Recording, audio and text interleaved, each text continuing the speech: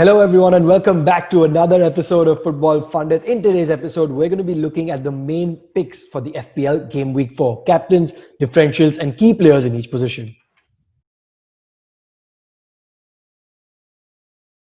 Annie, let's jump straight into it.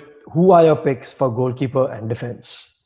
In terms of a goalkeeper, I will be looking to make my, keeper change when I use my wildcard to hopefully, Nick Pope or Patricio when they show more form. Right now, we've not seen enough of them. For now, for this game week, I'm definitely going to stick with McCarthy. I don't see a need to change yet. I know a lot of other managers are looking at Emi Martinez. I'm going to look at Martinez to maybe in a game week or two. I just feel Aston Villa right now are riding a high, which will soon crash. I don't want to be at the end of that crash. And when I look at defense, we spoke about this in the last episode, right? If you don't have the likes of Trent, which I don't, or Robertson, it was intentional. I went for a 4.5 defense only with Says at 5. It's tough to kind of get those clean sheet returns right now. Not a lot of defenders are keeping them. But I feel that if you don't have, if you don't have enough money in the bank, but just about enough, let's say a 5.5, I would stretch out -4 and get the like of a Castagne in. He looks set to be a starter for Leicester.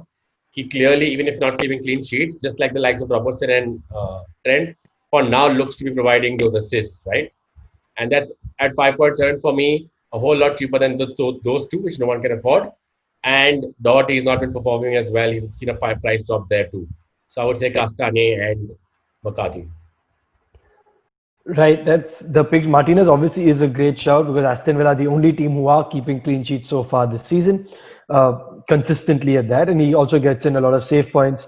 So that's always one there. Even with Arsenal, he was getting a lot of save points, which then also eventually convert to bonus.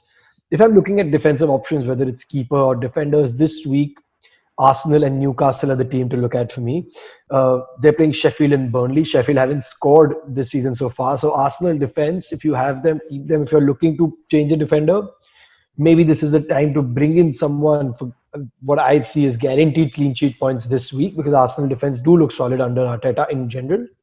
Newcastle, there's a lot of people, obviously, like yourself, who have had their assets.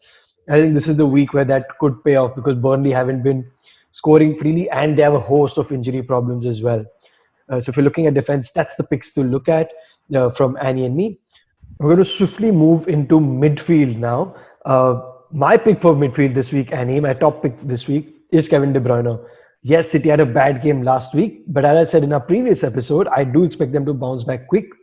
Leeds are one of the worst sides in terms of shots conceded inside the box, big chances conceded inside the box, big chances conceded for goals. All of those stats are against them. They have conceding goals. I do expect City to bounce back, and De Bruyne hence is my pick of the midfielders this week. Annie, what about you?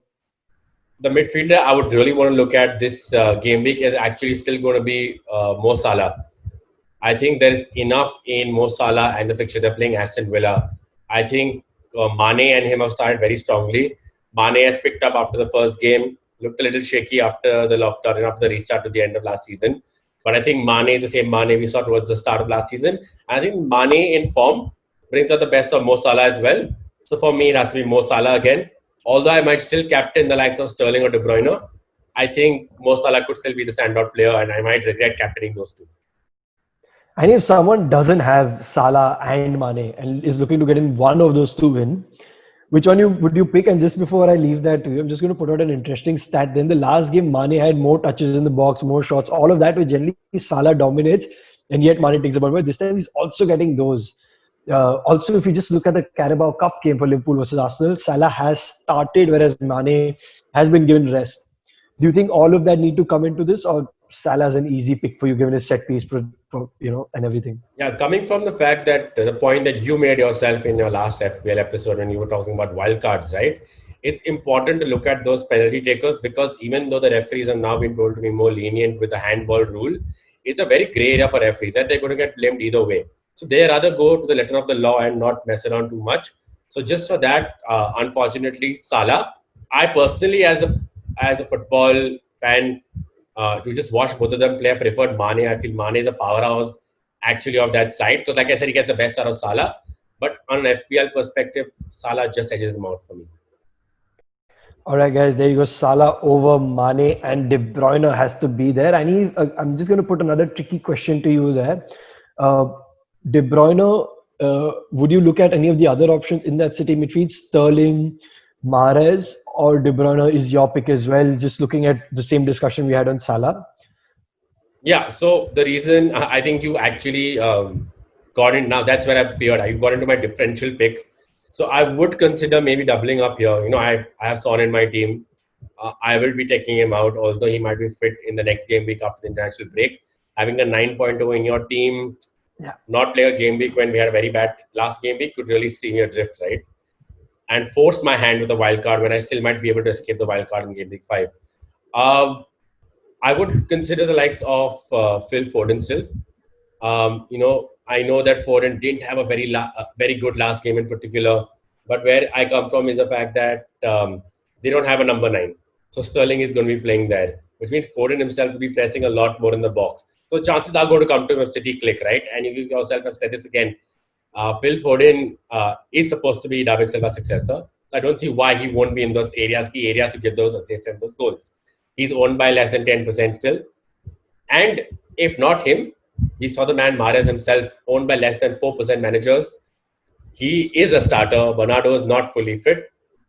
Worth considering a double. Yeah, I think I had mentioned Mahrez during our last episode as well. I think a great pick over there. Before we move on to forwards, I'm just going to put a quick mention to the Man United assets, and I'm saying quick because we did cover them in the last one. But if you are looking at Bruno and Rashford, could prove very good options. Spurs have played a full strength squad or near full strength squad for their Carabao Cup game, for the Europa League game, which was preceded by Carabao Cup in midweek. So there are going to be leggy players this weekend against a Man United side who had a great result. So they will be buoyed, and then first team got a good rest. So just a big shout to, if you're looking to pick those players from Man United, maybe Rashford and Bruno are the ones you're going to look out for. Moving into the forward line, Annie, who are your picks there? I am going to be a little sheepish here because I've gone completely against what I said midweek and done a panic buy mode. But I'm going to let you start. There, Kern, there. We all know you went for Calvert-Lewin. You announced it pretty much on Twitter. I think if I look at the forwards, right, and if you still don't have Calvert-Lewin, he may hit a cold patch. And the fact that Richarlison went off injured in the Carabao Cup is very interesting to see because now I want to see, although Richarlison was missing and getting more chances, does Calvert-Lewin still get that space that he was getting because players are being dragged away by Richarlison in the end and James, right? I would still get in Calvert-Lewin because he's in red hot form and maybe that goal is in there in him. When you have the likes of Werner and Martial, who've just not been looking good as of now, maybe get them back in your wild card.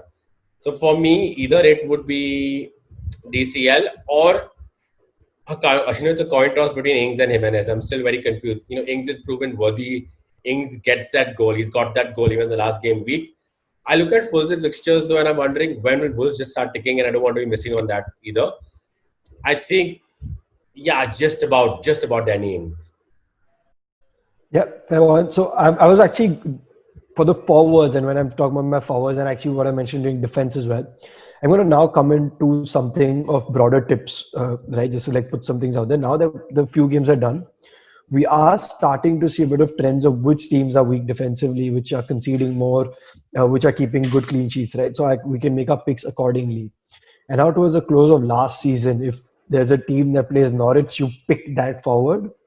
West Brom and Fulham are showing early signs of being that team, right? So Ings, that's why, is my pick over Jimenez this week, just because he's facing West Brom, who've conceded far too many goals already, most number of chances, all of that stuff. So hence Ings is my pick of the forwards there. And just to go back to what I was mentioning earlier, I have mind-blowingly taken a -4 for the first time in maybe a year or something of that sort.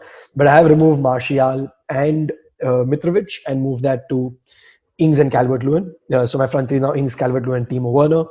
Post-lockdown, I see Werner going out as well, but that's for another episode. Right, so now moving on to differentials. Annie, who are your differential picks for this week?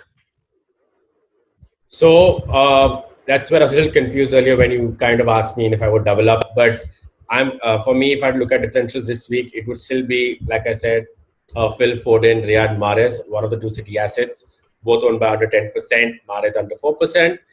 Or I would look at the other side. I look at two of the Leicester players, Harvey Barnes and Madison. Again, both priced very well, 7.0 each, respectively, and owned by just 5% and under. Madison less than 3%, and I feel Madison being fit. I know something we spoke about Leicester, in our first episode when we are making our first draft for FPL this season, and we said Leicester might struggle, Vardy might struggle. But I do feel that Vardy's confidence will eventually just build on scoring all those penalties, right? And the catalyst for those would be Barnes, Madison, Tielemans, Pryor. So yeah, those are my differentials. Cool. I mean, you mentioned Vardy, Annie, and one of my differential picks for this week is another forward, Che Adams. We did mention Ings earlier and how great Southampton looked because of a fixture against West Brom of a leaky defense. And Che Adams could easily benefit from that. He's had the same number of shots, mind you, as Ings and Vardy. That is 6. And Vardy 6 includes 4 penalties. Right? So Che Adams, the underlying stats look really, really good. His XG as well is really up there. He has 1.28, whereas Vardy's is 0.45, not including his penalties. So, if you look at Vardy, then I think Che Adams is a great option.